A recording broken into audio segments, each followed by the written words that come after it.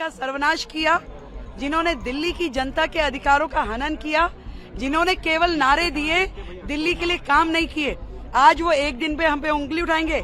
ये हम हैं जिन्होंने पहली दिन शपथ लेते ही कैबिनेट की मीटिंग करी और उस कैबिनेट की मीटिंग में आयुष्मान योजना, जो कि आम आदमी पार्टी की सरकार ने रोक रखी थी, लाखों लोगों के अधिकारों का हनन किया हुआ था, 10 लाख रुपए का लाभ सीधा सीधा हमने आयुष्मान को दिल्ली को पहली कैबिनेट की मीटिंग पहले दिन शपथ लेते ही दिया है।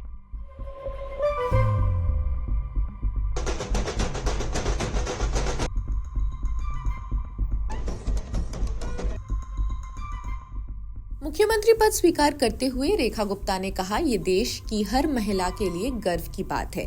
हम दिल्ली में बीजेपी द्वारा किए गए सभी वादे पूरे करेंगे। ये मेरे जीवन का लक्ष्य होगा। 30 साल के राजनीतिक करियर के साथ शालीमार बाग की रेखा गुप्ता दिल्ली की नई मुख्यमंत्री बन गई है। आरएसएस एबीवीपी से जुड़ी एक जमीनी नेता के रूप में उन्होंने अपनी राजनीतिक यात्रा दिल्ली यूनिवर्सिटी से शुरू की। दौलत राम कॉलेज में बीकॉम की पढ़ाई के दौरान 1992 में अखिल भारतीय विद्यार्थी परिषद से जुड़ गई। 48 भाजपा विधायकों द्वारा सर्वसम्मति से उन्हें दिल्ली भाजपा विधायक दल का नेता चुने जाने के बाद पार्टी ने उन्हें मुख्यमंत्री पद के लिए नामित किया। भूमिका स्वीकार करते हुए उन्होंने दोहराया कि बीजेपी के सभी वादों को पूरा करना उनकी प्राथमिकता होगी।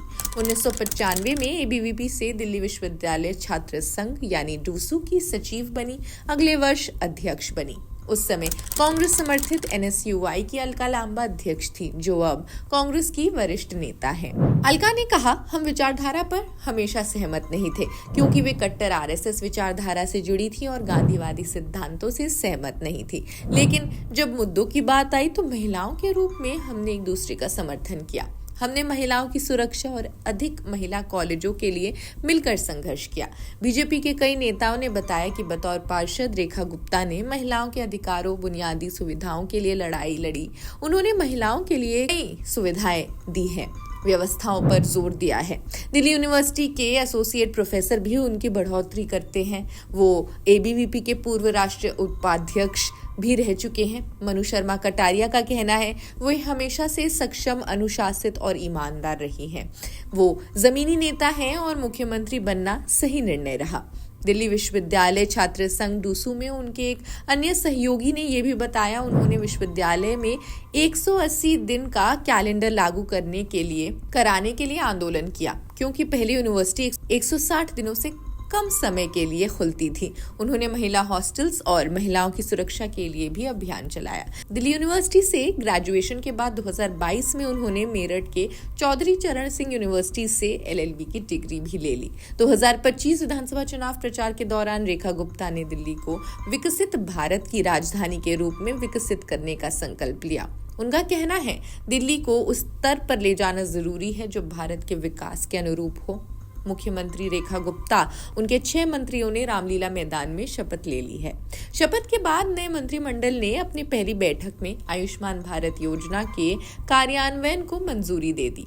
कैबिनेट की बैठक के तुरंत बाद एक प्रेस कॉन्फ्रेंस को संबोधित करते हुए सीएम ने नवनियुक्त मंत्रियों के बीच विभागों के आवंटन की घोषणा की।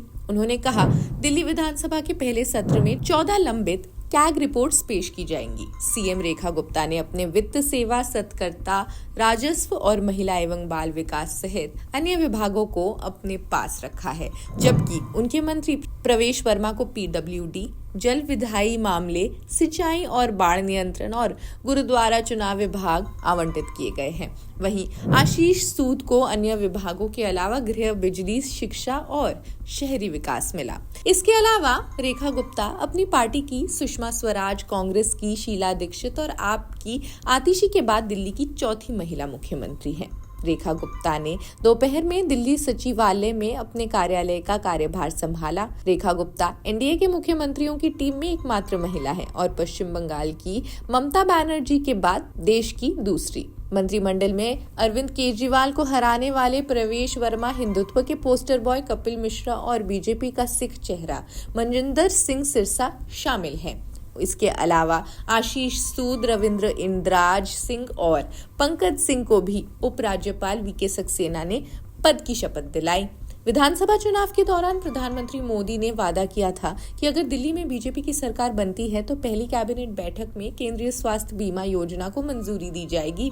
मुख्यमंत्री ने अपने और कैबिनेट मंत्रियों के विभागों की घोषणा तो कर ही दी, उन्होंने कुल 10 विभाग अपने पास रख लिए। दिल्ली सचिवालय में अपने कार्यालय का कार्यभार संभालने के तुरंत बाद रेखा गुप्ता ने जोर देकर कहा कि विकसित दिल्ली मिशन को साकार करने में एक भी दिन बर्बाद नहीं होगा। कार्यभार संभालने के बाद उन्होंने मीडिया से कहा, दिल्ली की चिंता अब हम करेंगे। मोदी जी के नेतृत्व में दिल्ली के जो अधिकार हैं वो दिल्ली को दिए जाएंगे। कृपया अपना ध्यान रखें, अपनी पार्टी का ध्यान रखें, उसमें बहुत टूट फूट हो रही है, न जाने कितने लोग खिसकने के लिए तैयार हैं। कांग्रेस पार्टी ने बोला है ये सिर्फ फोटो ऑप है, सिर्फ फोटो वीडियो मीडिया के लिए किया जा रहा है। अरे मैं फिर वही कहूंगी, 15 साल उन्होंने कर लिया, 13 साल उन्होंने कर लिया, हमें क्या? हम अपना एक दिन में जाकर के, उन्हें तकलीफ इसी बात की है कि अरे इन्हें तो अपने सारे कमिटमेंट्स याद हैं। पहले दिन ही हम यमुना माई के घाट पे जाकर के यदि प्रण को अपने याद कर रहे हैं तो उन्हें क्या तकलीफ है भाई? हमने अपनी कमिटमेंट्स बार बार दोहरा रहे हैं, मन में दोहरा रहे हैं, कैबिनेट में कर रहे हैं, सारी चीजों पे एक भी कमिटमेंट हमारी अधूरी नहीं रहेगी। 100% दिल्ली के जनता के लिए हमने जो कहा है वो हम करेंगे। बहुत बहुत धन्यवाद।